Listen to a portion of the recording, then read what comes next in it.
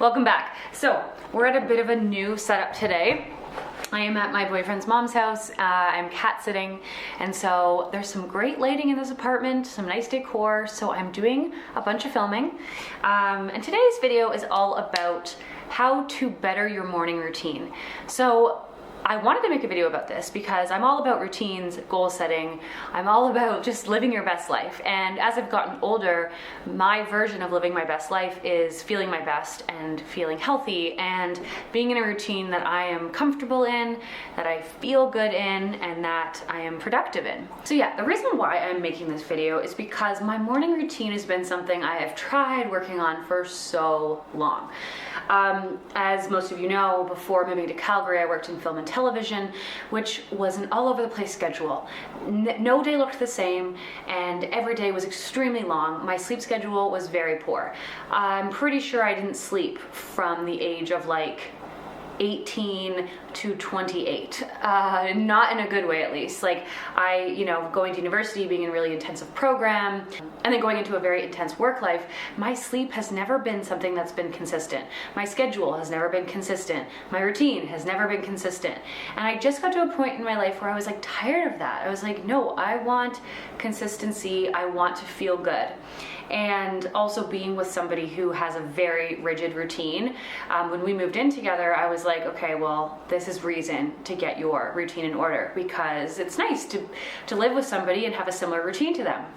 So anyways, now I work I work like a 9-to-5 job. I have my business on the side. Obviously, I am very busy, but by like 7 o'clock at night, I've basically turned off for the day. There's a lot more balance, which is great. And ever since I moved in the fall, living with my boyfriend Jesse, I've been really trying to master that morning routine.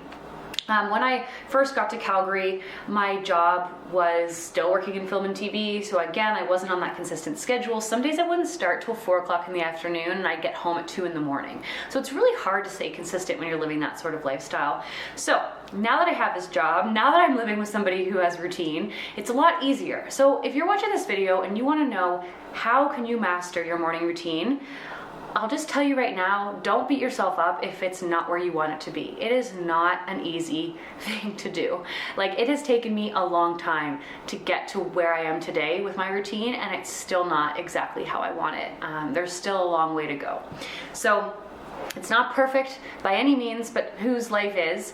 But it's definitely a lot better than it used to be, and I am really happy with, for the most part, where my morning routine is at. So today I'm going to dive into a few ways I think you can improve your morning routine by very simple changes, because these are things that I implemented in my life, I've seen results, and now I want to share it with you, because I'm all about helping people better their life. I'm all about helping you like set goals, set routines, and just like really build a life that you're excited about and that you feel really good in. So let's dive right in. Okay, I've got my notes here so that I don't miss anything. All right, number 1 is think of something in the morning that makes you excited. Why are you waking up for your day? So actually, something my boyfriend actually told me because he wakes up at like 4:30 in the morning every single day. It's insane, and he never presses snooze. But he told me that before he goes to bed, he thinks about all the things he's excited for in the next day. And when he wakes up and he hears his alarm going off, his thought process is already positive because he's already thought about what he's excited for. He's already thought about all the good things in his life. So he's like happy to be getting up, which is like great. Some people aren't happy when they're waking up, and that's a whole other topic. But even for me, I'm excited to be up. I'm excited to like live my life, but I just some days feel like a zombie in the morning. But if I have something that I'm excited for, then it makes me want to spring out of bed. So for example, I really love my morning coffee. I really enjoy sitting in the peace and quiet. It's still dark out. I enjoy just having that moment to myself. My new routine is that I'll get up, I'll drink a bunch of water, I'll put on the coffee, I've got my 5-minute journal, I've got my weekly scheduler for the week, and then I've now started doing meditation. And if I can do meditation, anyone can do meditation. It is not something that comes easily to me, but I literally just on my Apple Watch set it for 1 minute, and I do either breath or reflection, and it's only a minute, but it's better than nothing. And so that is my morning routine that I very much enjoy doing. So find something that you like. Is it your morning coffee? Is it sitting in stillness? Is it having a bit of peace before your kids wake up? Is it watching your favorite show in the first thing in the morning? Is it reading a chapter of your favorite book? Just find something positive that gets you out of bed. Because when that alarm goes off, even if you are excited for your day, you need something that's gonna make you happy right away, or else sleeping and enjoying those covers is going to be way nicer. So that's my advice. Find something that makes you excited in the morning that you want to get up for. Speaking of coffee, this is like my leftover coffee from earlier when I went to a cafe and mixed with like a peppermint mocha iced coffee drink. I drink too much coffee. But I did get my latte decaf today, so that's good. Okay, number 2. Try to get up and go to sleep at the same time every day. I know it's cliche, everybody says it, easier said than done. And look, I'm not saying you have to get to bed by 9:30 every night and you have to get up at 6. I'm saying within the hour, try to get to sleep. So part of my new routine is I'm always in bed before 10 o'clock. Usually 9:30 is like the magic hour. We try to get ready for bed around 9, and then by 10 I'm sleeping. So when I lived alone, it was very different because like you'd get distracted by things, or you'd be watching your show, or I like to work late, or my friends will call me or something, and it wasn't always consistent. But when you have somebody who gets up and goes to a job every day, like at an office or whatever, somewhere out of the house, they go to bed at the same time, or at least they try to. So like my boyfriend actually really held me accountable to that. It was like, oh, 9 o'clock, let's get ready for bed. And so through that process, our wake up times have been very similar. So like we try to get to bed by 9:30, and then we wake up, he wakes up at 4:30, but I try to get up around 5:30. Sorry, my camera started flipping down. I'm not saying you have to regimentally get to bed, like regimented get to bed as soon as the clock strikes 9. But if you can start getting ready for bed, wind down, maybe go off your phone and be ready to crawl into bed between 9 and 9:30, you should not have any issues getting up between 5 and 5:30. Again, doesn't matter what time you're doing this at. This is just my example. It's all about consistency. I feel like everything in life is about consistency. Movement, eating, sleep patterns, balance, right? Balance is the key word. You can balance your sleep and wake up schedule, you will feel a lot better. I've really noticed a difference since following this regimen, that I actually just feel more rested. I'm not as tired.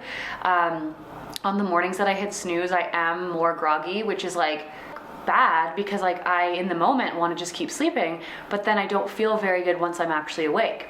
So on the days when I get up at 5:30 and I stay up, I'm actually in a lot better of a place. So that just proves to you that hitting snooze doesn't really do anything. And I've also experimented with like, oh, some nights I'll try going to bed at like 10, or if I'm not tired, I'll get to bed by like 11, and then I try to get up at 6 and I don't want to. And then my schedule's messed up again. This can also happen on the weekends. I find it's a bit more challenging when you're up watching a movie or you're out with friends, and obviously it doesn't have to be perfect like I said, but even on weekends now, like we try to get to bed by like 10:30 and then maybe wake up at like 6:30 or 7, and then you're not so thrown off when Monday comes again. And when I actually worked with my nutritionist, she said, don't be too hard on yourself. Like if you're not in bed by like 9:30 every night, that's okay. But if it's within the hour, that's better than nothing. So that's my advice to you. It really helps staying on schedule. So get to bed and then clock out like however many hours you need, 7 to 9 hours, they say, I think is like the recommended amount. So let's say you need 8, get to bed by 10, wake up at 6. So that's just my advice on that one. Okay, my third piece of advice is start time blocking. You may or may not have heard of this before, but time blocking is actually something that I learned through Sammy Clark. She is an influencer fitness instructor that I really like. She's in LA. She time blocks. I also know that apparently Elon Musk time blocks. Again, might not be for everybody. If you're going to the office and you've got like an 8-hour day and you know what you have to do that day, it might not be for you. But as somebody who like works from home, is an entrepreneur, has a lot of things going on all the time blocking has really helped to see where my time is going. Because I would start working at like 6 in the morning and then all of a sudden it was 5 p.m. and I didn't get everything done. And I'm like, where is the day going? This is so annoying. So I've started time blocking, and definitely some days I can see like where I'm wasting time or what's taking me longer than expected. I'll write everything out I need to do like at the beginning of the month, or like every week I'll make a to-do list, and then I'll input that into my calendar. And so the way that that actually affects my morning routine is that after I've done my journaling and my meditating and I've like had my coffee, before I do anything work-wise, I sit down and I look at my iCal. I put everything in my iCalendar.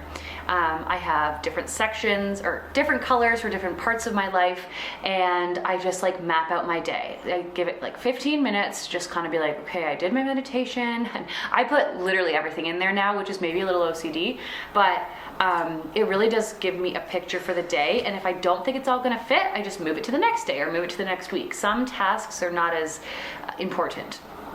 So I can move them around. But I do find this sets me up and actually gets me excited for the day because I know what I need to do. It's a way to like organize my thoughts in the morning, and then I can get started on the day. So if you have a lot going on, try time blocking. There's other videos that you can learn about them. I could link the Sammy Clark one below, and she can maybe go into it a little bit more for you. There's lots of them on YouTube. So just type in like how to properly time block and you'll find something. So yeah, that's my third recommendation. And last but not least, this one is huge. Not for me, but for a lot of people, and it's movement. So if you watch videos on setting up the perfect routine, or building your best morning routine, or living your best life, or how to be the best version of yourself, they're gonna tell you to move in the morning. I swear everybody tells you to move in the morning. I don't like moving in the morning. So I shouldn't be talking about this, but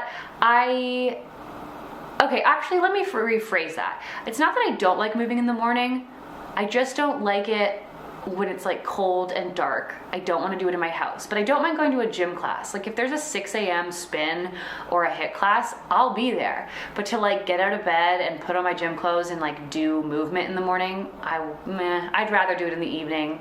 I'm more of an evening worker-outer.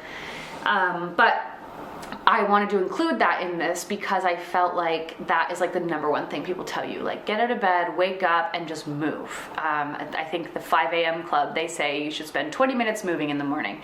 So I think it's something important, and I wish I had more determination to do it. Maybe one day I will, maybe if I had like a home gym. But right now, this works for me.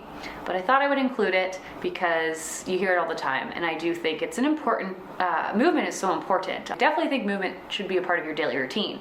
It's just not in my morning routine. So, but I had to include it in there.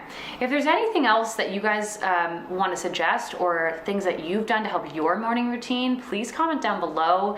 I'd be very curious. I love videos like this. I love hearing about other people's habits and how they design their like best life. So these are my 4 tips. I just have really honestly been working so hard at like bettering my routine, and I thought I would share. And like I would say it's like 80 to 90% there. There are some mornings where I don't journal. There are mornings when I press snooze. There are mornings when I like just sit under the covers and I make my coffee and maybe I get lost on my phone, and that's not something I want to do, but all of our lives don't look the same every single day. But I think if you can like aim to say like 4 days a week, I am like consistent. That is better than 0. So I hope you enjoyed this week's video.